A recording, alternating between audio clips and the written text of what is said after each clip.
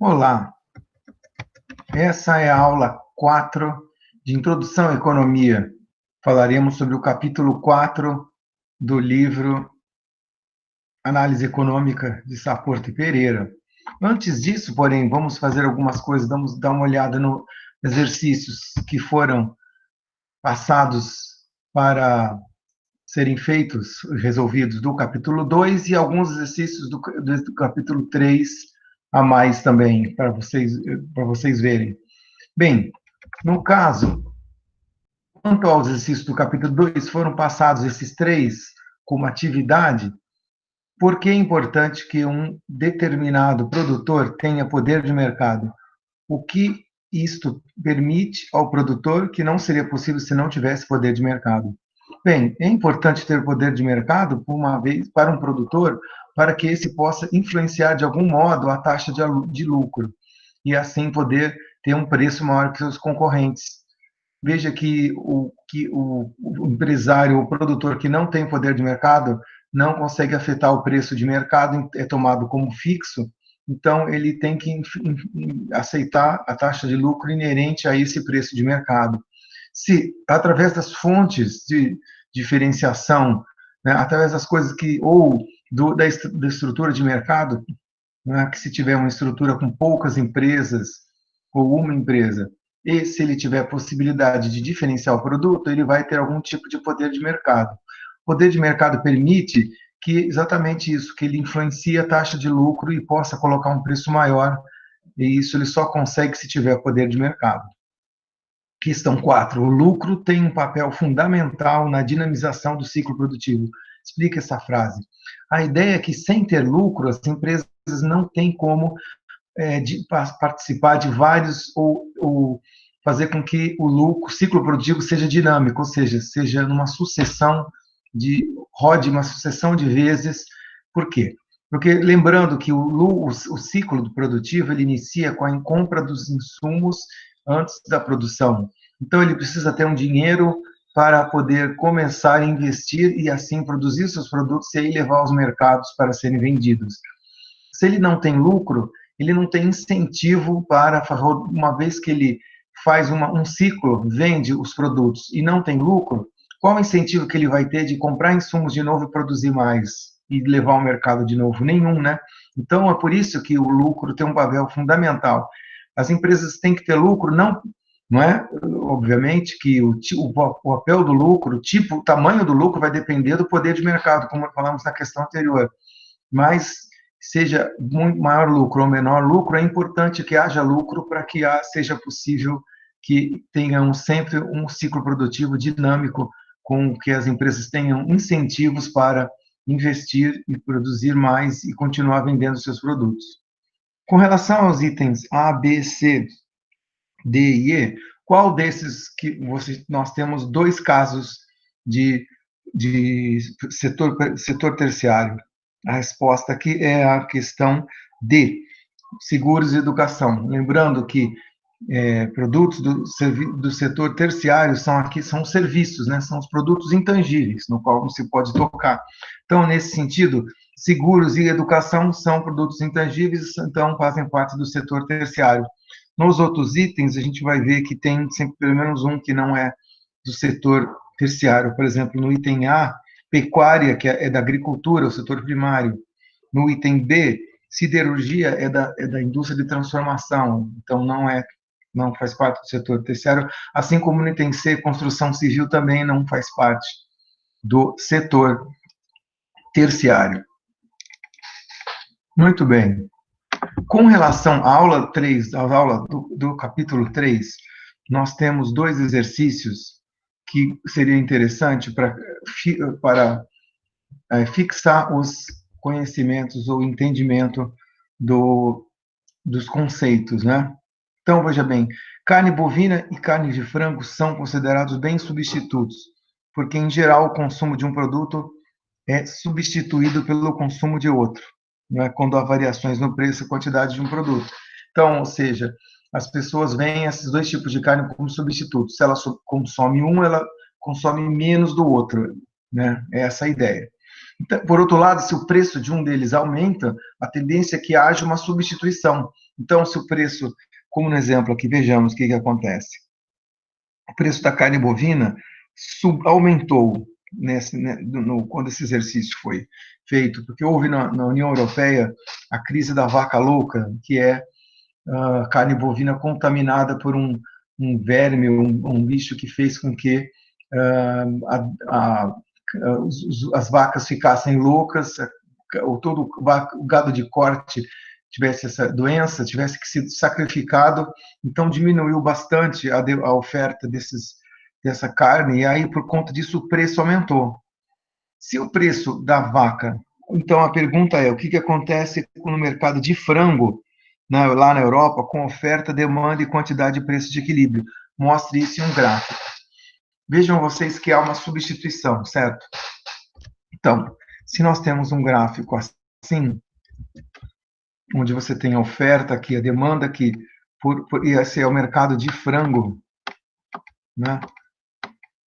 Frango, no Reino Unido.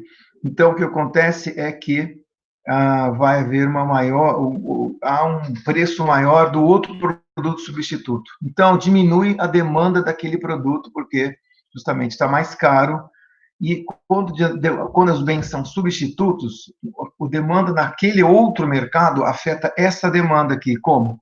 Substituindo. Então, a demanda lá diminui, a demanda aqui aumenta. A demanda aumenta significa um deslocamento da curva de demanda para a direita nesses seguintes moldes. Há um deslocamento para a direita da curva de demanda. Então, o ponto de equilíbrio, que era esse ponto aqui, né, onde o preço é P1 aqui, e a quantidade é Q1, a curva de oferta não muda, a oferta de frango não muda, ela continua a mesma. O que muda é a demanda por frango, ela se desloca para a direita, então tem um aumento na demanda por frango, e esse aqui vai ser o novo preço de equilíbrio. De modo que, se você descer até aqui, teremos a nova quantidade de frango, né? E se você também vier desse ponto aqui, caminhar aqui até a linha de preço, temos um preço maior acompanhado de uma quantidade consumida maior. Então, a vaca louca acabou afetando o mercado de frango, que é um bem substituto, desse modo. O preço que aumentou lá fez com que aqui o preço também aumentasse, junto com a quantidade consumida de frango. Então, respondendo à pergunta, o que acontece com a demanda, a quantidade e o preço? A demanda aumenta, a quantidade de equilíbrio aumenta e o preço de equilíbrio aumenta, conforme nós mostramos nesse gráfico aqui. Tá certo?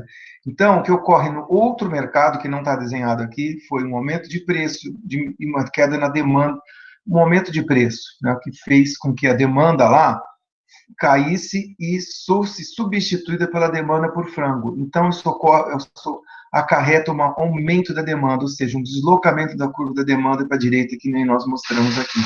Tá? Nesse novo ponto de equilíbrio, o preço é maior e a quantidade também é maior consumida.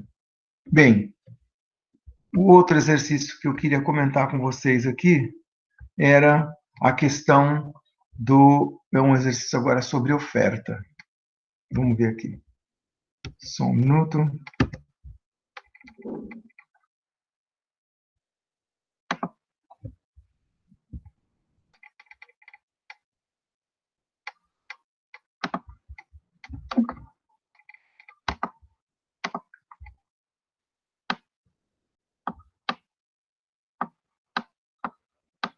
Que é a quantidade, e aqui é o preço. Vamos ter aqui uma demanda, vamos ter aqui uma curva de oferta com uma quantidade de equilíbrio que eu vou chamar de Q1, e aqui um preço de equilíbrio que nós vamos chamar de P1. De que mercado que se trata aqui? Bom, vamos ler o enunciado do exercício. Usiminas investe em tecnologia para atender a indústria de petróleo. Um artigo que saiu em 2009 no jornal A Tribuna de Santos. De olho na exploração de petróleo e gás na Baía de Santos, a Usiminas decidiu investir 650 milhões para instalar na fábrica usina de Ipatinga, em Minas Gerais, uma nova tecnologia que vai possibilitar a produção de aços mais resistentes para atender às necessidades de exploração, de equipamentos de exploração do pré-sal. Eu explico. O que ocorre é que o pré-sal, o petróleo, ele está numa camada de 7 quilômetros profundamente no fundo, abaixo do oceano. E para isso você tem que furar para capturar esse petróleo com um aço mais resistente para poder aguentar a pressão da água do mar em 7 quilômetros de profundidade. Então, a gente precisa de um novo aço. Então, né, que tipo de... A Usiminas resolveu produzir um aço com uma nova tecnologia, um aço melhor, né, para poder mais resistente. Então, estamos falando do mercado de aço aqui, tá? Quem compra aço é quem vai produzir esse equipamento de exploração. No mercado de aço, então, digam que ocorre com preço de equilíbrio e quantidade depois dessa inovação tecnológica introduzida pela Usiminas, que ocorre com preço e quantidade de equilíbrio. Vejam vocês que esse aqui é o mercado de aço, certo? Então, a primeira pergunta é, se esse aqui é o mercado de aço, essa nova tecnologia afeta a demanda por aço ou a oferta por aço? Bem, vejam vocês, a gente, obviamente que pode mexer com a demanda, mas a questão da nova tecnologia é um dos determinantes da oferta. Lembra que tem os determinantes da demanda e os determinantes da oferta? Então, no caso, a tecnologia vai permitir uma oferta melhor, uma oferta mais um aço mais resistente, uma oferta de um aço melhor ainda. Então, é como se tudo mais constante, uma mudança nesse determinante da oferta faz com que a oferta tudo mais constante possa ser aumentada. Então, é como se a oferta deslocasse aqui para a direita, né? Dessa maneira. Uma maior oferta, dado tudo mais constante, teremos uma maior oferta. Agora, olha o que acontece aqui, esse seria o novo ponto de equilíbrio. Interessante, então, que com a nova tecnologia teremos mais oferta e a quantidade ofertada ou consumida é Q2 maior do que antes. E olha o interessante, o efeito sobre o preço. Ao contrário do exercício anterior, que aumento na demanda faz com que o preço suba, vocês viram isso? Quando ocorre aumento da oferta, ocorre o efeito oposto, né? O preço diminui, o preço P2 é menor do que antes. Então, nesse sentido, teremos uma maior quantidade consumida e um preço menor por conta da tecnologia ofertada, tá certo? Então é isso, resolvi aí 2 exercícios, né? E lembrando que esses dois aqui, o 2 e o 4 do capítulo 3 do livro, foram pedidos para vocês fazerem em grupo e entregar. Ainda tem mais uns dias aí para vocês fazerem isso e entregar. Bom, finalmente, comecemos então agora com o capítulo 4 do livro Análise Econômica, onde nós falaremos agora sobre algumas aplicações da oferta e demanda. Em particular, hoje vai dar tempo de falarmos sobre uma das aplicações, das várias aplicações da oferta e da demanda. Capítulo 4 do livro, então, Análise Econômica. Bem, falaremos sobre efeitos de políticas de governo e sobre elasticidade, né? No caso, 3 importantes políticas de governo afetam, tem um impacto sobre o gráfico de oferta e demanda de qualquer produto. A política de preço máximo, política de preço mínimo e a política de impostos. Depois desses itens, veremos a questão da elasticidade, que também é um conceito, uma aplicação de oferta e demanda bastante importante. Hoje, então, focaremos na discussão, nesse vídeo, na discussão do preço máximo e preço mínimo, que são duas políticas de governo. Vejam, vocês estão ainda na discussão de microeconomia. Então, nos mercados, nos vários mercados, vocês perceberam aulas anteriores que o preço e a quantidade consumida, não é? Elas são determinadas em equilíbrio pela oferta e pela demanda, né? Ou seja, onde a oferta cruza com a demanda, onde as duas curvas se cruzam, temos o ponto de equilíbrio para cima e para baixo, o ponto de equilíbrio e a quantidade de equilíbrio. Num mercado desregulado, significa que o governo não impacta ou está fora desse mercado, certo? Por outro lado, em alguns casos, pode haver algum tipo de justificativa, ou mesmo sem justificativa, mas uma tentativa de o governo intervir e afetar esses mercados, e aí o equilíbrio ele pode ser diferente, pode ser fora daquele que nós vimos que é igual ao cruzamento da oferta e da demanda, né? Então, nesse sentido, como é possível, como avaliar isso, né? Ou seja, quais são os efeitos de políticas de governo quando você tem um equilíbrio prévio de oferta e demanda num mercado qualquer? Vamos ver, no momento, duas políticas de preços, que, em geral, são chamadas de políticas de controle de preços. Quando o governo acha que um determinado preço, ou uma determinada quantidade, num certo mercado, são fora, não deveriam ser o que são, tá? Seja injusto ou justo para comprador ou para vendedor, mas, enfim, se o governo acha que aquele preço está alto demais ou está baixo demais, ou se a quantidade deveria ser diferente, ele tenta afetar esse equilíbrio controlando os preços. E os dois tipos de controle de preço são imposição de um preço máximo e imposição de um preço mínimo, tá? Vamos agora, então, falar sobre cada um desses dois casos. Primeiro, a imposição de um preço máximo e depois a imposição de um preço mínimo. Por definição, o que seria um preço máximo? Um preço máximo seria um teto legal para o preço de um certo produto. Ou seja, um teto, como o nome já diz, né, o teto aqui mais alto, daqui desse preço máximo, desse teto, ele não pode passar. Então, essa é a definição de preço máximo.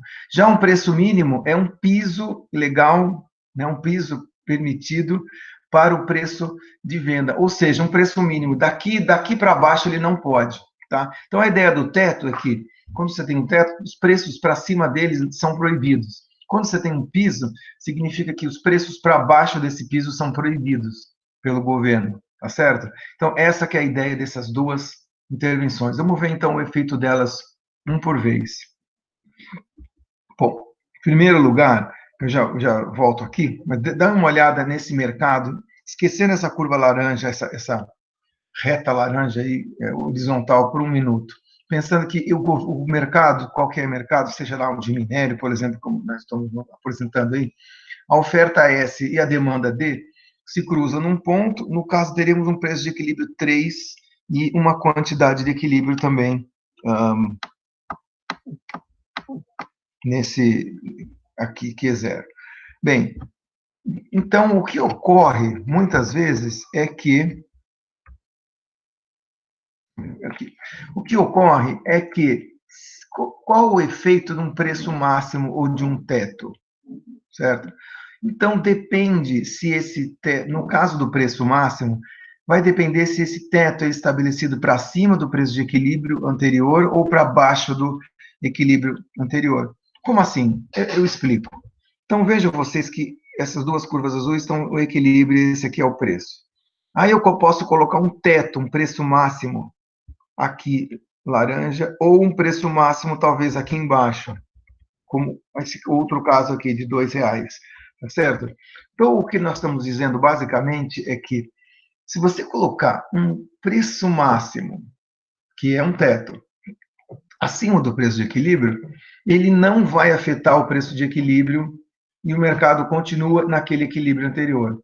Por outro lado, se você botar um teto muito baixo, ou seja, um teto abaixo do preço de equilíbrio anterior, vai afetar o mercado e vai haver um excesso de demanda ou escassez. Como assim? Vamos ver esses dois casos. Vejam vocês.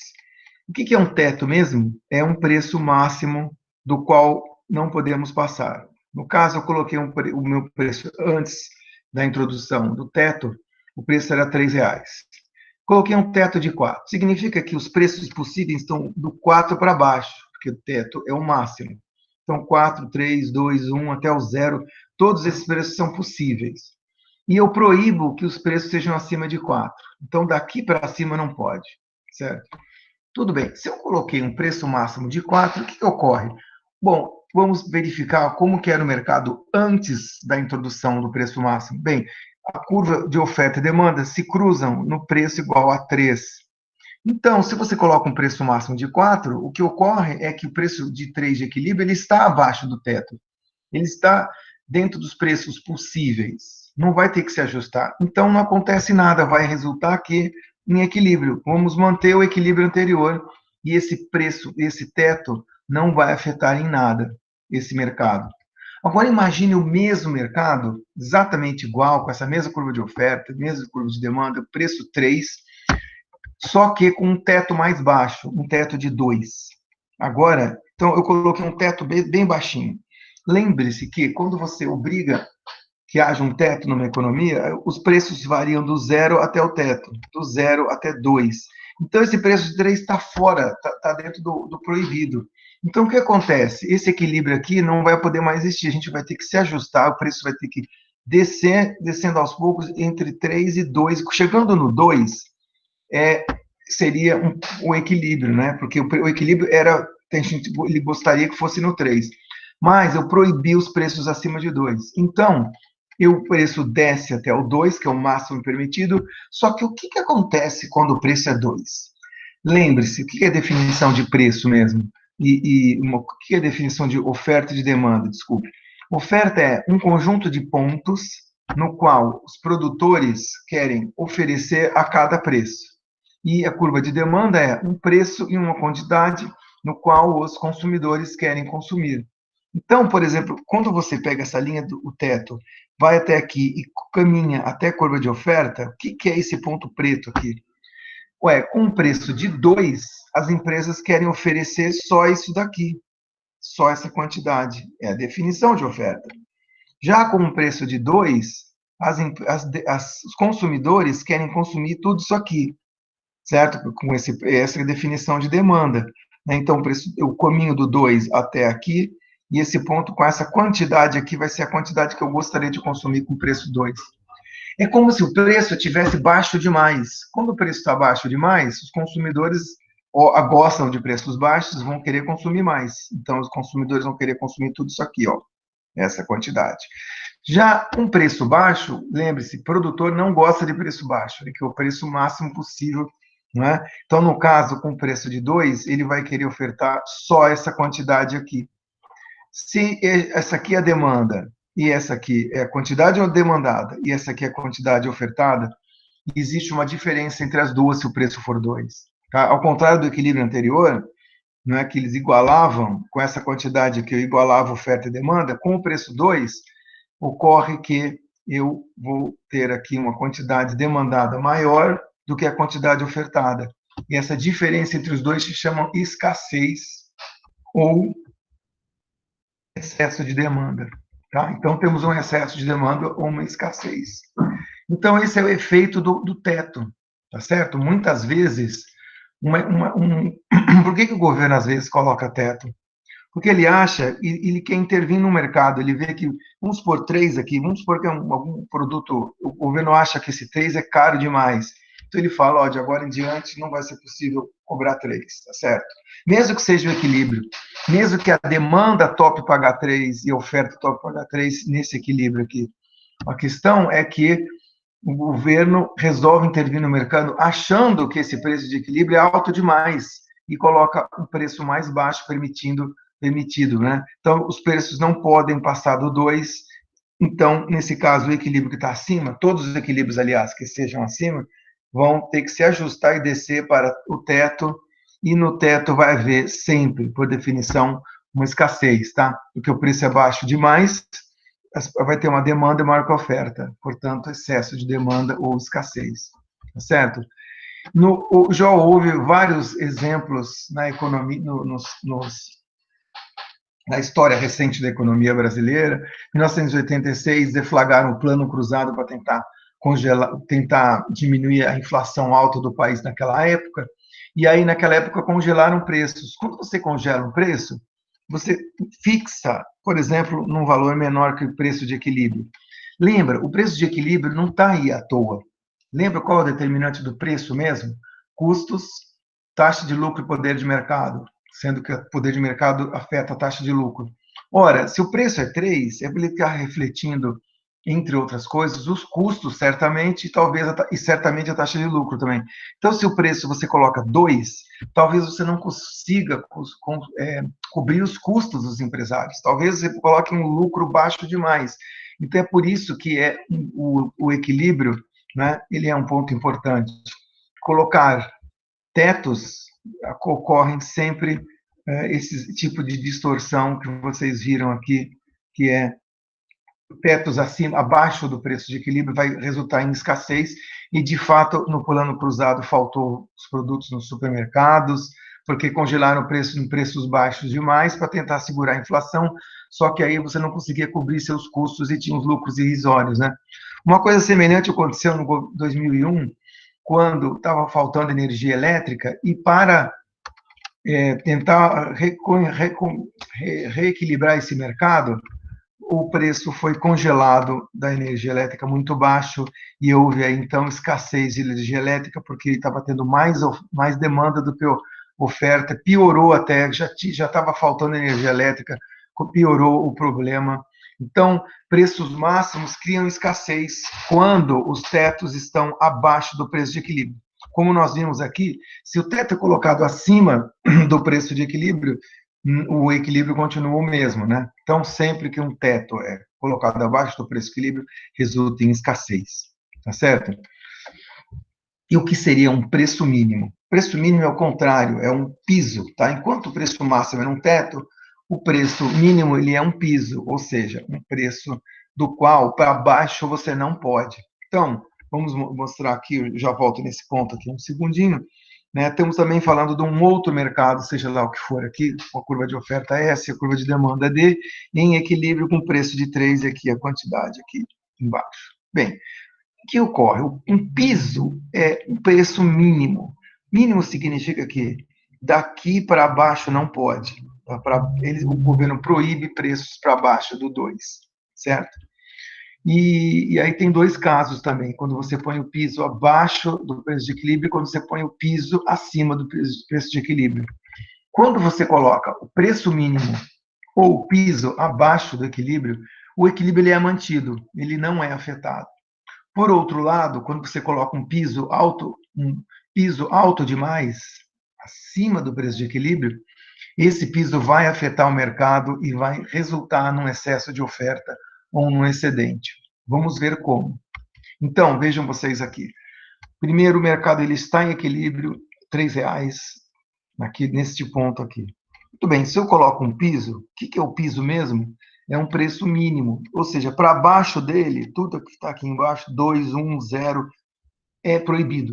Então, todos os preços que estão acima podem, não são proibidos, porque é um piso. Piso é aqui embaixo, certo? É um chão. Então, nesse caso, como o preço de equilíbrio é 3 e ele está acima do piso, ele não está violando a regra do piso, então o mercado continua em equilíbrio. Agora, imagina um outro caso que eu boto um piso alto demais, por exemplo, um piso de 4. O que é o piso? É um valor mínimo. Daqui para baixo, do piso para baixo, do 4 para baixo, não pode. Então, 3, 2, 1, 50, 30 centavos, 20 centavos, não pode.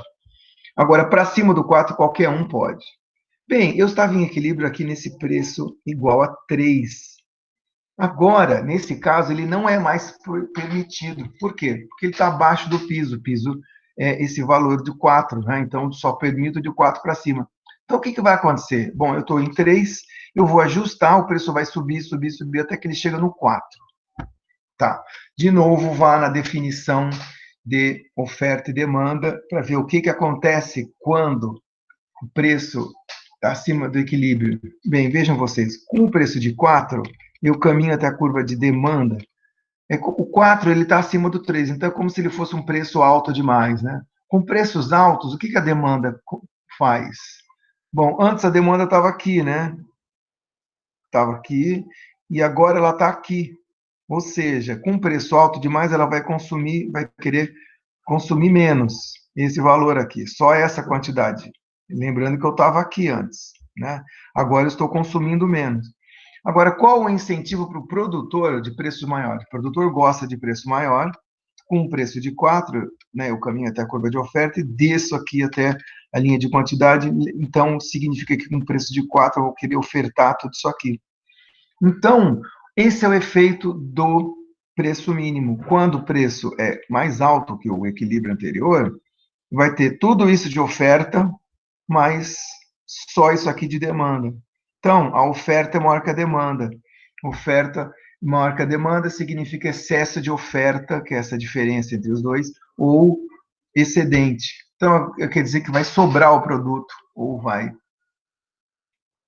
ter, enfim, um excesso de oferta. Tá? Quais são os casos, na prática, que existem aí de preço mínimo? Bom, quando o governo coloca um salário mínimo e ele afeta o mercado de trabalho, muitas vezes ocorre esse efeito de excedente.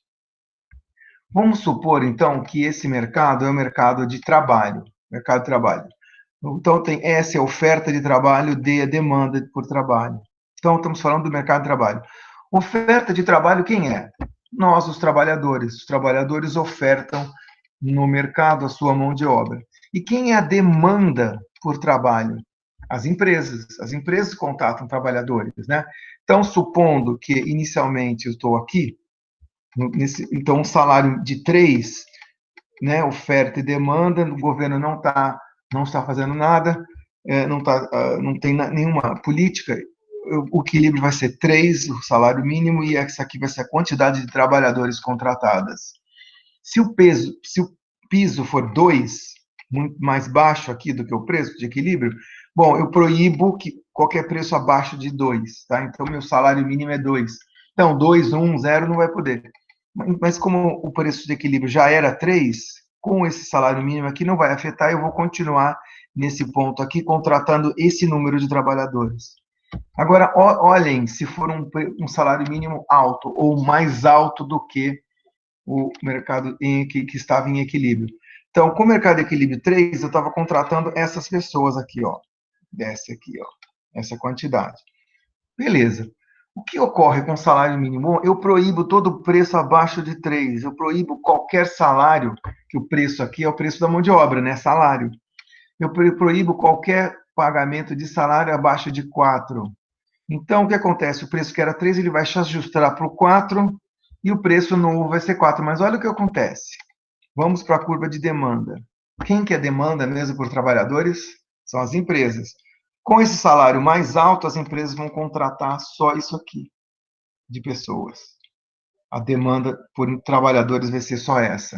Com esse salário mais alto, vai chamar mais trabalhadores e a oferta de trabalhadores, que é, né, as pessoas que querem trabalhar, mais gente vai querer trabalhar a 4. Então, vai ser tudo isso aqui, ó.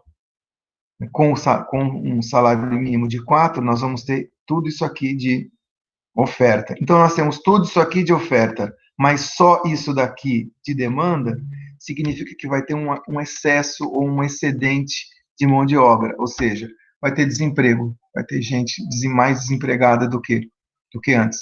Então, são esses os efeitos sobre os mercados de políticas de preço máximo e de preço mínimo, tá? Recapitulando, o preço máximo, se o preço máximo for colocado acima do preço de equilíbrio, ele não afeta. Se ele for colocado abaixo do preço de equilíbrio, ele vai afetar e vai causar escassez. Já no caso do preço mínimo, se o preço mínimo for colocado abaixo do equilíbrio, não vai ter nenhum efeito sobre tal mercado. Por outro lado, se você colocar um preço mínimo bem alto, acima do preço de equilíbrio anterior, vai ter um excesso ou excedente em tal mercado. Tá certo? Então, por hoje seria isso, mas eu vou tentar resolver aqui um exercício para vocês sobre, do livro, exercício 3, não, exercício 1, desculpe, do livro, livro Análise Econômica. lembrando que esse slide aqui ele mudou, então eu enviei para vocês hoje o slide, uma versão com esse exercício aí atualizado, que teve uma pequena mudança aí. O que ocorre? Vamos lá. Mercado de café. O governo decidiu que o preço de café a R$ 10 o quilo está muito baixo e resolveu intervir nesse mercado, tá? Impondo um preço mínimo obrigatório igual a R$ 20 o quilo, certo? Então é aquela história, o mercado de café estava em equilíbrio, tá? Tanto a oferta quanto a demanda. Mas o governo olhou aquilo e achou que estava baixo demais, tá certo? Então, vamos lá, só um minuto. Aqui.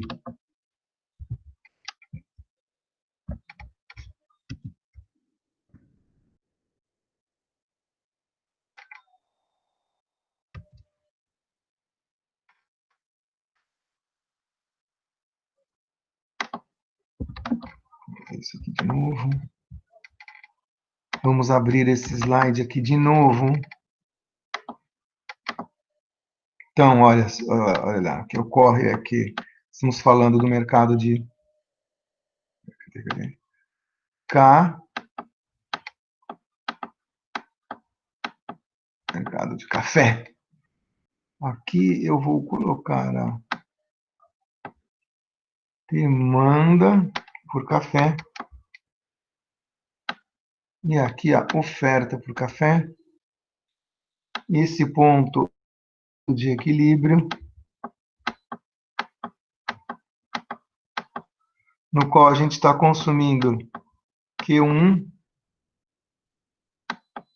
e nesse ponto de equilíbrio, antes de qualquer intervenção governamental, a gente vai ter o preço aqui de P, tá?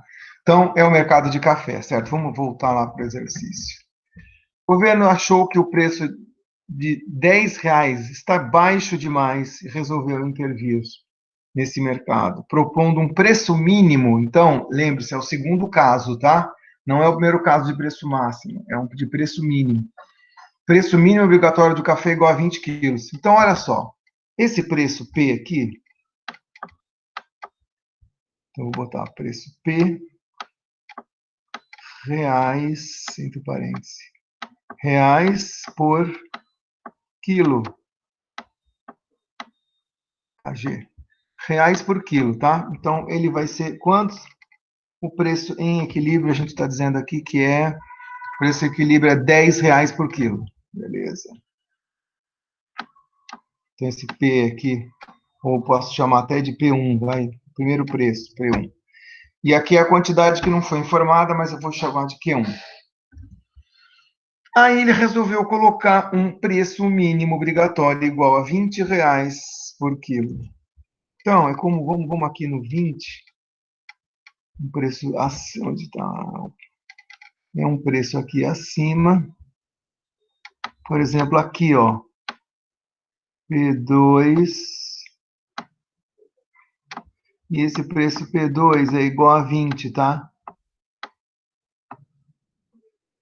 Então, o que ele faz? Ele coloca um preço mínimo. Então, esse daqui, ó, pode ficar torto. Isso daqui é 20 e é o meu preço mínimo, tá bom? Lembrando que o preço mínimo é um preço mínimo, né? Então, só permite preços acima. 20, 25, 30, 40, só permite daqui para cima. E não permite daqui para baixo. Então, esse preço de 10 anterior não vai poder. Então, nós vamos ter que se ajustar. O preço vai subir de 10 até 20. Chega aqui no 20. Né? Chega aqui no 20. Então, esse aqui é o novo preço. Tá? Olha o que acontece. Bom, com o preço de 20, que é um preço alto, mais alto do que antes, o que acontece com a demanda? Gente, a demanda era Q1, não é? A gente estava em equilíbrio aqui, feliz da vida, consumindo Q1. Com esse preço alto, a demanda vai chegar e falar, não, palhaçada, 20 é muito caro, vocês estão com brincadeira. Então, em preço alto, eu vou consumir só QD, esse valor aqui que eu estou chamando de QD. Tá? Então, com o preço de 20, eu vou consumir só QD. que está muito alto, basicamente, é essa ideia. Agora, faz a mesma coisa com esse novo preço de equilíbrio, porque é o preço do piso, caminha até a curva de oferta. Ah, qual o produtor de café que não gostaria de ganhar 20, né, ao invés de 10? Então, ele adoraria que o preço tivesse 20. Com o preço de 20, inclusive, eu adoraria ofertar tudo isso aqui. E eu vou chamar de QO. Então, esse valor aqui, QO, é a oferta de café, com o preço de 20. Tá? Então, a gente não está mais naquele equilíbrio de preço igual a 10, que era o equilíbrio sem intervenção do governo. Aí o governo colocou um preço mínimo para o café, preço mínimo de 20. Vai acontecer isso que vocês estão vendo. Oferta maior que a demanda. Quantidade ofertada, tudo isso aqui. Quantidade demandada, só isso aqui. Resultado vai ter aqui uma diferença, que eu vou marcar para vocês aqui com essa seta. Essa diferença aqui entre oferta e demanda. Vai ter mais oferta do que demanda. Essa maior oferta do que a demanda se chama excedente. Excedente, ou então, se você preferir, excesso de oferta. Tá? Excedente. Não é excelente, é excedente. Tá aqui o excedente. Tá? Então, o que eu tinha pedido no exercício lá? Em um diagrama de oferta, para mostre o efeito dessa política sobre o preço e a quantidade do mercado de café. Há uma escassez ou um excedente de café? Bom, mostramos o efeito. O efeito foi que temos agora uma quantidade ofertada maior do que a quantidade demandada. Portanto, o efeito é um excedente no mercado de café. Então, gente, forçar o preço a aumentar na marra, vai acontecer isso aqui. Ah, tá, R$ 20, beleza. Só que é o seguinte, vai sobrar café. Antes a gente produzia e consumia Q1. Agora eu estou produzindo Q0 e consumindo QD. A diferença entre os dois está lá acumulando nas prateleiras. Está acumulando nas prateleiras. Os produtores reclamam que o preço mínimo reduziu sua receita. Isso é possível? Explique. Bom, para falar sobre isso, eu teria que definir receita.